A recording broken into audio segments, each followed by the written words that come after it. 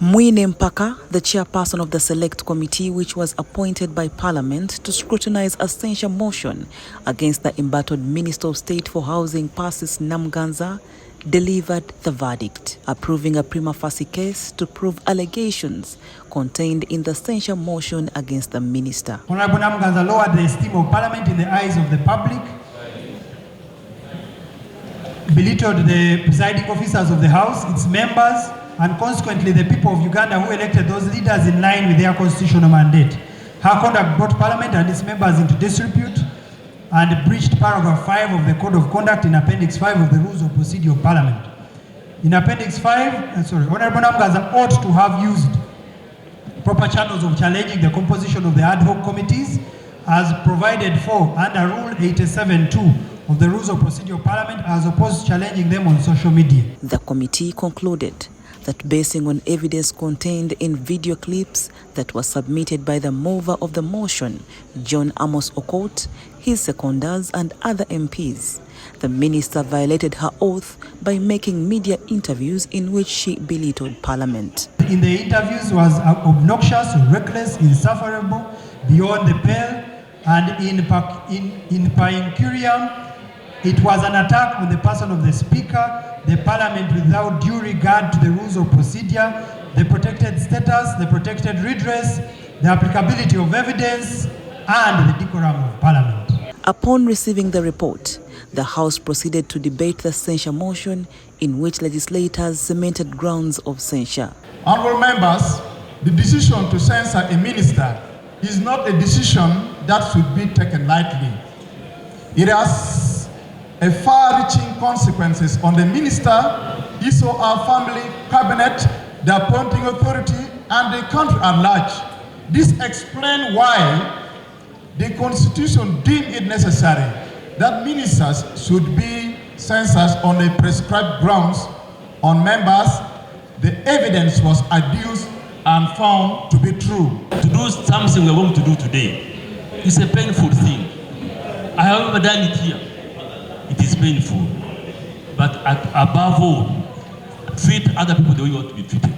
This matter should have been sorted somewhere in chambers because she was talking about members of Parliament who did not understand what they were doing in the Select Committee. She should have gone to the chairperson. First place, chairperson, you conducted this investigation.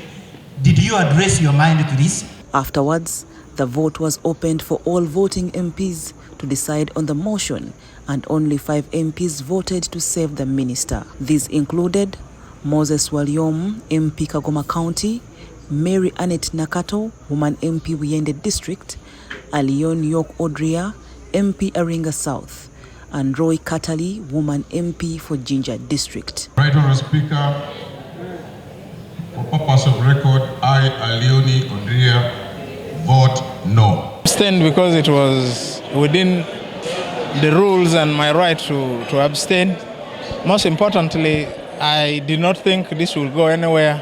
There are much more bigger issues we should have focused on as a country, and this killed a lot of our time, and there's nothing much the country will reap from it. So to me, it was just a waste of time. Out of 356 votes casted, 348 voted to have the minister censured, and only 3 voted for abstentions. Colleagues, as I guided you at the beginning, the threshold was 265 members of Parliament. Having obtained the numbers required, that is more than half of the members of Parliament, as required under Article 118, Clause 1 of the Constitution, and meeting the threshold provided for under Rule 109, Sub-Rule 12 of our Rules of Procedure, Sub-Rule 13 of our Rules of Procedure, I hereby declare that the motion has been carried. It was long overdue because many ministers misuse their offices. They think they are over and above. This is like a statement we are making. One, there is no one above the law. 2, everyone should respect institutions. The final decision why the minister was censured is what she has done. The Speaker of Parliament now has 24 hours to relay the President the decision of the House, as Rule 109 of the Rules of Procedure of Parliament provides. This process took just a very long time. So that means we have spoken the views and the opinion of Ugandans on this matter. And we are very sure His Excellency the President, who is always pro-people, will behave as he used to do. Remember, Jim Muwezi was census. Remember, Sayode Bomba. Remember, many ministers. Meanwhile, censured ministers do not necessarily lose their seats, as according to Article 118, Clause 2 of the Constitution, unless the minister resigns his or her office. The President takes appropriate action in the matter once the censure motion is passed against a minister. Report compiled by Fred Kajubi for the news at Parliament.